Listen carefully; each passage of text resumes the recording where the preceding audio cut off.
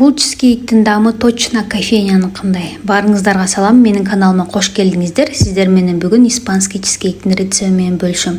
Ал эми менин каналыма катталып лайк басканды унутпаңыз, анткени эч бир кондитер айтпаган рецепттер жана пайдалуу кеңештер менен бөлүшөм. Бул чизкейкти бир канча жолу жасагам, плотный чыгып калчу, бунусунун аябай нежный чыкты. Секрети кандай десеңиз, видеонун аягына чейин көрүңүз. Бизге творожный сыр, жумуртка, сливки, сахар жана кукурузный крахмал керектелет. Бардык азыктар 2 саат мурун холодильниктен чыккан болсун. Творожный сырыңыз, сливкиңиз дагы. Эң биринчи эле формабызды даярдап алабыз. Бизге ушундай 2 кабат пергамент кагазы жана форма керектелет. Форма менде 18 диаметр. Видеодогудай кылып пергамент кагазын бүктөп даярдап алабыз дагы. Форманын ичине 2 кабатын бирдей тегиздеп салып алабыз. Комнатный температурадагы творожный сырга сахарды кошуп, венчик же лопатканын жардамы менен жакшылап ушинтип эзип аласыз творожный сырды сахарга аралаштырып.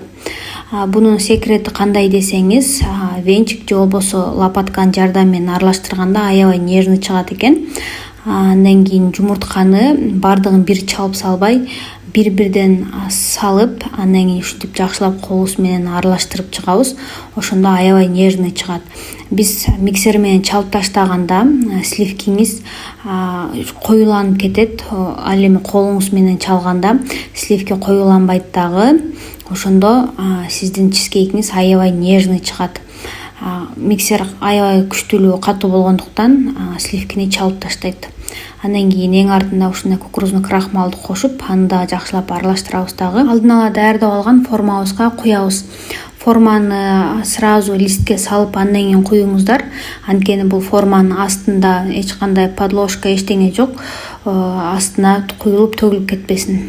Жакшылап ушинтип чекелерине чейин жеткирип баарын куя аласыздар дагы. Листти колуңуздар менен алып 2-3 жолу столго ургулайсыздар.